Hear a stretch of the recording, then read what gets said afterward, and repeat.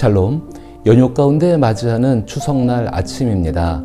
이 한날에도 우리 하나님의 넘치는 사랑과 부활하신 예수 그리스도의 능력과 은혜 그리고 성령의 충만함이 함께하기를 기도하고 축복합니다.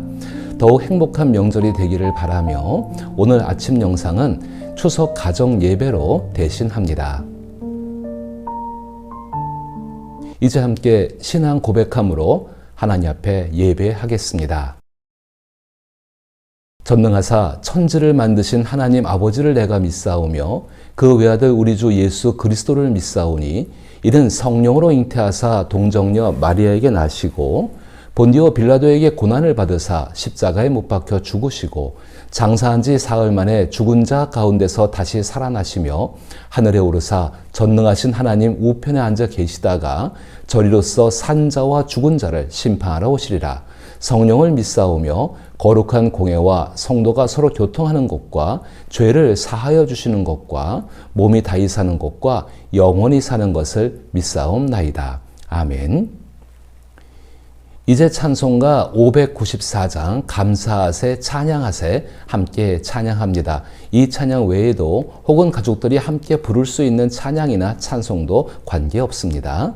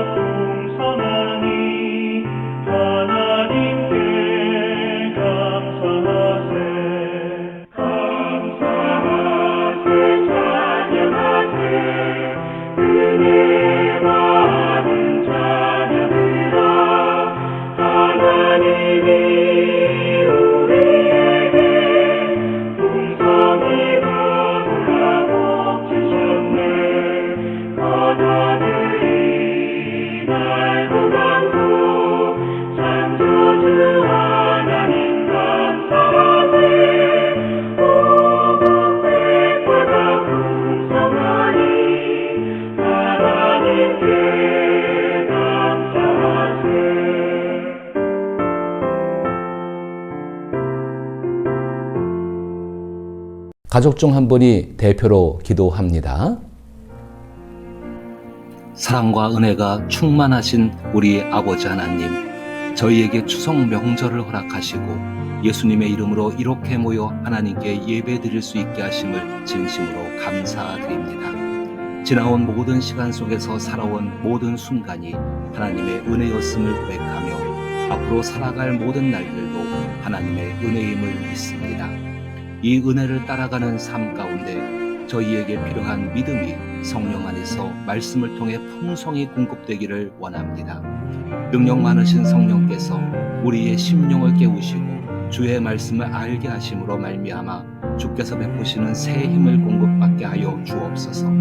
이로써 우리가 이 땅에서 살아가는 동안 성령님 안에서 더욱 성숙해지고 하나님의 돌보심과 사랑의 능력으로 하나님과 이웃을 기쁘게 하는 삶을 살아가게 하여 주옵소서.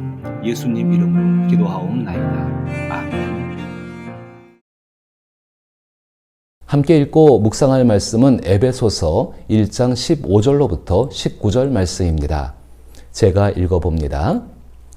이로 말미암아 주 예수 안에서 너희 믿음과 모든 성도를 향한 사랑을 나도 듣고 내가 기도할 때에 기억하며 너희로 말미암아 감사하기를 그치지 아니하고 우리 주 예수 그리스도의 하나님 영광의 아버지께서 지혜와 계시의 영을 너희에게 주사 하나님을 알게 하시고 너희 마음의 눈을 밝히사 그의 부르심의 소망이 무엇이며 성도 안에서 그 기업의 영광의 풍성함이 무엇이며 그의 힘의 위력으로 역사하심을 따라 믿는 우리에게 베푸신 능력의 지극히 크심이 어떠한 것을 너희로 알게 하시기를 구하노라. 아멘.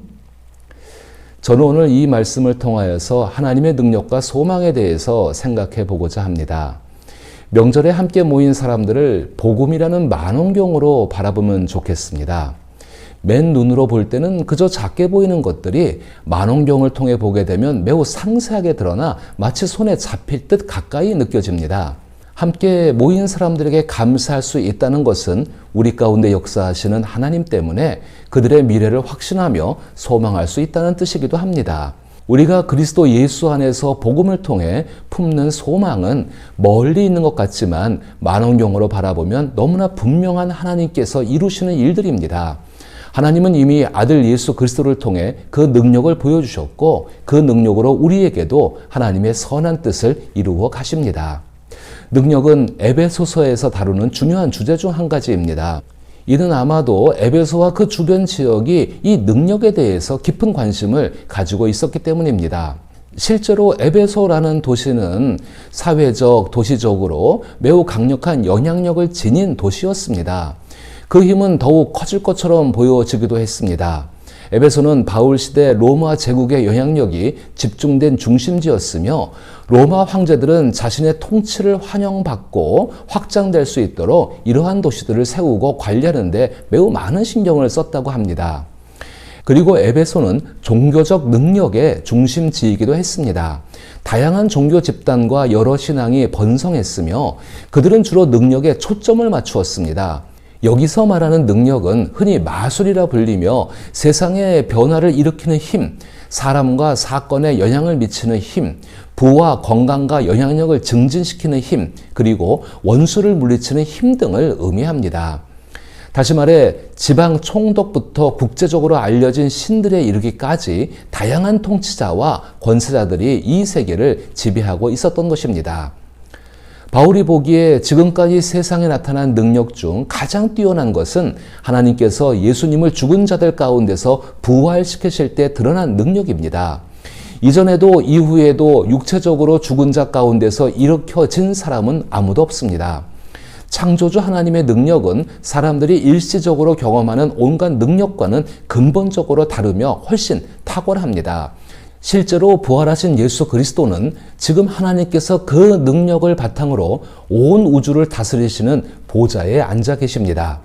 바울이 교회와 그리스도인들을 위해 드리는 이 기도의 핵심에는 바로 그 예수 그리스도의 능력, 즉 예수님 안에 주어진 그 능력을 일상생활 속에서 깨닫고 능동적으로 사용할 수 있기를 바라는 간절한 소망이 담겨 있습니다.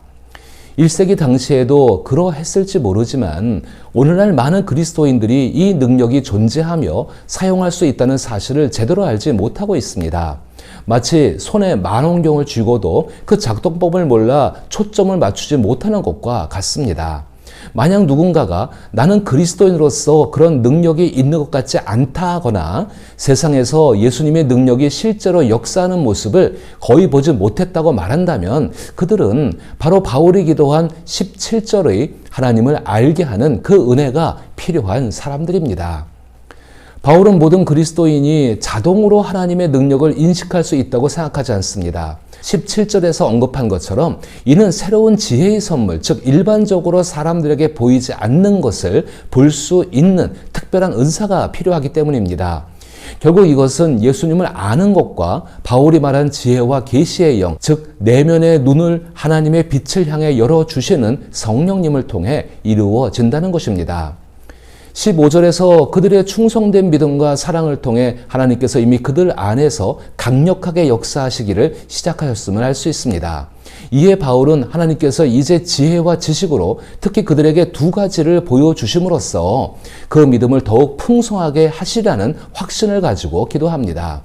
첫째는 18절에 그 기업의 영광의 풍성함이라는 표현으로 영광스러운 상속, 즉 이미 우리 안에서 시작되었으며 반드시 완성될 하나님 나라에 대한 비전입니다.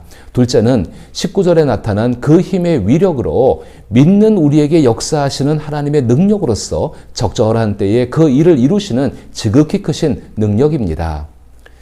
그 능력은 죽은 예수님을 다시 살리셨고 온 세상을 변화시켜 하나님의 영광으로 가득 채우실 능력입니다. 이 능력은 이미 우리 안에 있어 우리가 사용할 수 있는 것입니다. 하지만 이것이 사람들을 감동시키기 위한 극적인 속임수나 마술 같은 것을 의미하는 것이 아닙니다.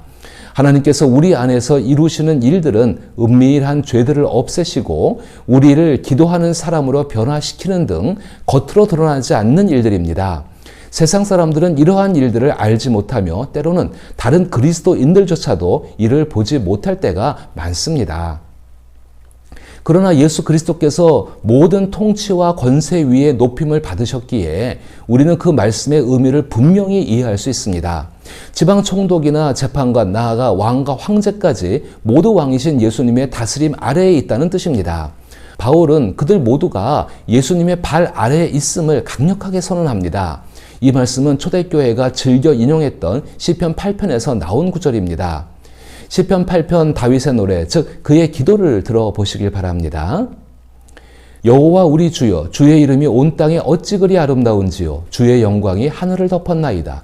주의 대적으로 말미암아 어린 아이들과 젖먹이들의 입으로 권능을 세우심이요. 이는 원수들과 보복자들을 잠잠하게 하려 하심이니이다. 주의 손가락으로 만드신 주의 하늘과 주께서 베풀어 두신 달과 별들을 내가 보오니 사람이 무엇이기에 주께서 그를 생각하시며 인자가 무엇이기에 주께서 그를 돌보시나이까. 그를 하나님보다 조금 못하게 하시고 영화와 존귀로 관을 씌우셨나이다. 주의 손으로 만드신 것을 다스리게 하시고 만물을 그의 발 아래 두셨으니 곧 모든 소와 양과 들짐승이며 공중의 새와 바다와 물고기와 바닷길에 다니는 것이니이다. 여호와 우리 주여, 주의 이름이 온 땅에 어찌 그리 아름다운지요. 시편 8편에서 강조하는 여러 주제 중 하나는 인간을 향한 하나님의 목적, 즉 우리가 온 우주를 다스리는 주권자가 되어야 한다는 것입니다. 이 목적은 메시아이신 예수 그리스도 안에서 완전히 이루어집니다. 예수님은 참된 인간이시며 하나님께서 정하신 그때에는 온 세상은 예수님 앞에 완전히 머리를 숙일 것입니다. 이러므로 우리도 복음이라는 만원경을 통해 하나님의 능력과 약속을 바라보며 그 능력이 우리 삶 속에서 어떻게 역사하는지 믿음의 눈으로 바라보아야 합니다. 하나님의 능력은 눈에 보이는 화려한 기적이 아니라 매일의 삶을 변화시키고 죄를 씻으며 우리를 기도하는 사람으로 만들어가는 실제적이고 지속적인 역사입니다. 바울의 기도처럼 우리 모두가 하나님의 지혜와 계시의 영을 받아 우리 안에 시작된 하나님의 선한 뜻과 능력을 깊이 깨닫고 그리스도 안에 주어진 소망과 영광을 확신하며 살아가야 할 것입니다. 예수 그리스도는 온 우주를 다스리는 참된 왕이시며 우리는 예수님의 다스림 아래 하나님의 영광을 드러내는 삶을 살아가야 합니다. 이와 같은 능력 있는 삶을 성령의 도움으로 살아갈 수 있기를 서로에게 축복하며 기도할 수 있기를 소망합니다. 이제 함께 기도하는 시간입니다. 함께 기도하시고 가족 중 한 분이 대표로 축복 기도하셨으면 좋겠습니다. 추석을 맞아 흩어져 있던 가족들이 함께 모일 수 있도록 인도하신 하나님, 서로를 축복하고 격려하며 우리 가정을 향한 하나님의 선하신 능력과 인자하심을 감사하는 시간이 되게 하시고 자손 대대로 은혜와 복을 누리는 우리 가정이 되게 하여 주옵소서. 예수 그리스도의 이름으로 기도하시기를 부탁드립니다. 이제 주기도문으로 예배를 마칩니다. 하늘에 계신 우리 아버지여, 이름이 거룩히 여김을 받으시오며 나라가 임하시오며 뜻이 하늘에서 이루어진 것 같이 땅에서도 이루어지이다. 오늘 우리에게 일용할 양식을 주시옵고 우리가 우리에게 죄 지은 자를 사하여 준 것 같이 우리 죄를 사하여 주시옵고 우리를 시험에 들게 하지 마시옵고 다만 악에서 구하시옵소서. 나라와 권세와 영광이 아버지께 영원히 있사옵나이다. 아멘. 잠시 광고 말씀드립니다. 돌아오는 10월 8일 수요일 오전 10시 노들섬에서 소풍이 있습니다. 민속놀이와 점심을 준비했습니다. 자유롭게 참석하셔서 함께 시간을 즐겼으면 좋겠습니다. 행복한 추석과 연휴가 되시기를 바랍니다. 감사합니다.